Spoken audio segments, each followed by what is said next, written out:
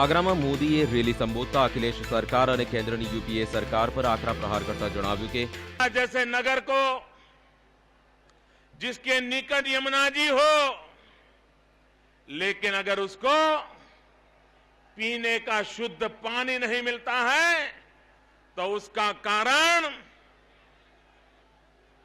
लखनऊ में बैठे हुए शासक, उनको ये समझ नहीं है कि सामान्य मानवीय की आवश्यकताओं की पूर्ति के लिए क्या करना चाहिए। ઉત્તર પ્રદેશના આગ્રામાં મોદીની સભાના મંચ પર થયું મુઝફ્ફરનગરના રમખાણના આરોપીઓનું સન્માન। મુઝફ્ફરનગર રમખાણોના આરોપી એવા ધારાસભ્ય સંગીત સોમ અને સુરેશ રાણાનું સન્માન કરાયું, જે મંચથી નરેન્દ્ર મોદી ભાષણ કરવાના છે। તે જ મંચ પર આરોપી ભાજપના નેતા લાલજી ટંડન, કલરાજ મિશ્રા વગેરે આરોપીઓનું સન્માન કર્યું હતું। ग्वालियરમાં केंद्रीय मंत्री कपिल सिब्बले परोक्ष रीते नरेंद्र मोदी ने आड़े हाथ लेता जણાવ્યું કે ये तो दंगे वालों को सम्मानित करेंगे ही, जो दंगे वाले हैं वो दंगे वालों को सम्मानित करेंगे, ये तो निश्चित है, इसमें कोई दो राय नहीं है।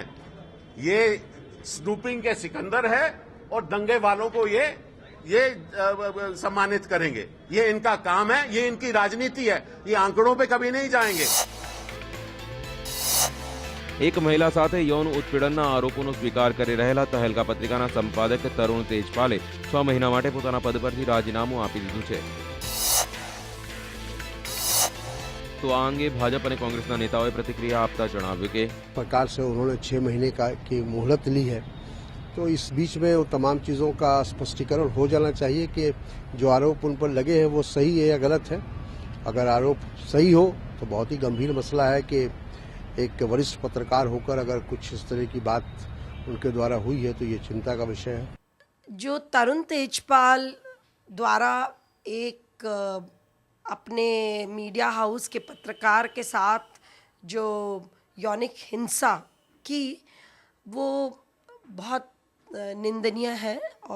और अब जब उन्होंने तहलका छोड़ दिया है, कह रहे हैं 6 महीने के लिए वो बाहर निकल रहे हैं, हम उम्मीद करते हैं कि वो वो अब बाहर ही रहेंगे और वो वापस नहीं आएंगे तहलका में।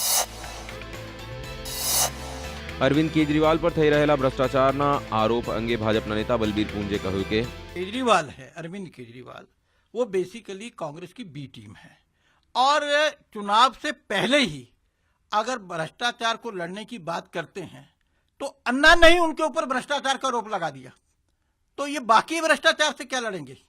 जबकि वो उनके जो गुरु थे उन्होंने ही इनके ऊपर सीधा सीधा भ्रष्टाचार का आरोप लगाया। તો આ અંગે અરવિંદ કેજરીવાલે પ્રતિક્રિયા આપતા જણાવ્યું કે नहीं, अन्ना के लिए मेरे मन में रियली इज्जत है। कल भी मैंने बोला था, अन्ना मेरे को 100 बार गालियां देंगे लेकिन पिता की डांट हमेशा वेलकम होती है। वो हमारे ऊपर एक मॉरल अथॉरिटी की तरह है। जब भी वो गलती निकालेंगे हम बैठ के देखेंगे भाई कहीं गलती तो नहीं हो गई है, तो हम उसको इंट्रोस्पेक्शन करेंगे। लेकिन अब अन्ना जी को ये सोचना है कि क्या वो चाहेंगे कि कांग्रेस और बीजेपी वाले उनका इस्तेमाल इस तरह से करते रहें। अन्ना जी को इस बारे में सोचना है, इसमें मैं तो क्या कह सकता हूँ। કેન્દ્રીય મંત્રી ગિરિજા વ્યાસે જાસૂસી અંગે પોતાની પ્રતિક્રિયા આપતા કહ્યું કે एक जो यक्ष प्रश्न है कि इसमें उसका पीछा हर जगह पर किया गया, कितनी बार, कौन, कहां पर, किस प्लेन से कहां गया, ये सारी बातें हैं। तो उसका पैसा कहां से खर्च हुआ, ये बात जानने का भी देश को हक है। ઉત્તર પ્રદેશની રાજધાની લખનૌમાં વિધાનસભાની બહાર કોંગ્રેસી કાર્યકરોએ ભારે હંગામો કર્યો હતો, તો પોલીસે કોંગ્રેસના કાર્યકરો પર લાઠીચાર્જ કર્યો હતો। મહત્વપૂર્ણ છે કે કોંગ્રેસી કાર્યકરો ભોજન અધિકાર કાયદા અંગે પ્રદર્શન કરી રહ્યા હતા ત્યારે આ લાઠીચાર્જ કરાયો હતો, જેમાં કેટલાક કાર્યકરો ગંભીર રીતે ઘાયલ થયા હતા। બાબા રામદેવ સામે ઉત્તરાખંડની કોંગ્રેસ સરકારે કેસોની લાઈન લગાવી દીધી છે। રામદેવ ટ્રસ્ટ ઉપર ગેરકાયદેસર જમીન ખરીદવાને લઈને હરિદ્વારના જિલ્લા અધિકારી તરફથી 81 કેસ દાખલ કરવામાં આવ્યા છે। વિજય બહુગુણાએ રામદેવને ચાલાક અને શાતિર ગણાવતા તેમની ઉપર આરોપ લગાવતા કહ્યું કે 10 करोड़ रुपए का स्टैम्प ड्यूटी इवेजन है। 52 ऐसे अंडर वैल्यू करके ट्रांजैक्शंस इन्होंने जो है उसकी रजिस्ट्री कराई, जिसमें 10 करोड़ का वो इवेजन है स्टैम्प ड्यूटी का, जिसके लिए उनको नोटिस जारी गई है। ઉદ્ધવ ઠાકરેએ પોતાના મુખપત્ર સામનામાં સુપ્રીમ કોર્ટ પર નિશાન સાધ્યું છે. મુંબઈની કેમ્પાકોલા સોસાયટી મામલે શિવસેનાના પ્રમુખ ઉદ્ધવ ઠાકરેએ સુપ્રીમ કોર્ટના નિર્ણય પર સવાલ ઉઠાવ્યા છે.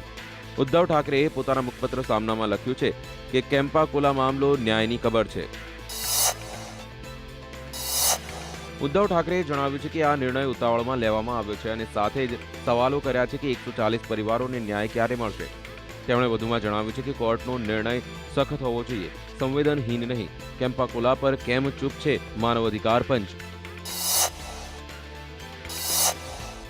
રાજસ્થાનના ભીલવાડા જિલ્લાના માંડલ વિધાનસભા ક્ષેત્રમાં સમસ્યાઓને લઈને આશરે 3000 મતદારોએ મતદાન ન કરવાનો નિર્ણય લીધો છે. આ નિર્ણય ગ્રામીણોની સુરાસ ગ્રામ પંચાયતના માલીખેડા ગામ મંદિરમાં પંચ પટેલોની બેઠકમાં નિર્ણય લેવાયો હતો. મુંબઈના વડાલા વિસ્તારમાં આવેલી એક બહુમાળી બિલ્ડિંગના લેબર કેમ્પમાં આગ ફાટી નીકળતા નાસભાગ મચી ગઈ હતી. જો કે આ ઘટના બાદ તાત્કાલિક ફાયર બ્રિગેડની ટીમ ઘટના સ્થળે પહોંચી ગઈ હતી અને આગ પર કાબુ મેળવવા માટે ભારે જહેમત હાથ ધરી હતી. જો કે 2 કલાક બાદ આગ પર ફાયર બ્રિગેડે કાબુ મેળવી લીધો હતો. આ ઘટનામાં કોઈ જાનહાનિ ન થતા તંત્રએ રાહતનો શ્વાસ લીધો હતો. કોલકાતા એરપોર્ટ પર બુધવારે સવારે એક કોમર્શિયલ પ્લેનમાં સાફ સફાઈ દરમિયાન 7 કરોડનું સોનું ઝડપાઈ ગયું હતું. પોલીસના જણાવ્યા પ્રમાણે સફાઈ કર્મચારી સાફ સફાઈ કરી રહ્યો હતો ત્યારે તેને પ્લેનના ટોયલેટમાંથી સોનાના 24 બિસ્કિટ મળી આવ્યા હતા. એરપોર્ટ ઓથોરિટીને જણાવ્યું હતું કે હજુ સુધી આ સોના માટે કોઈએ દાવો કર્યો નથી.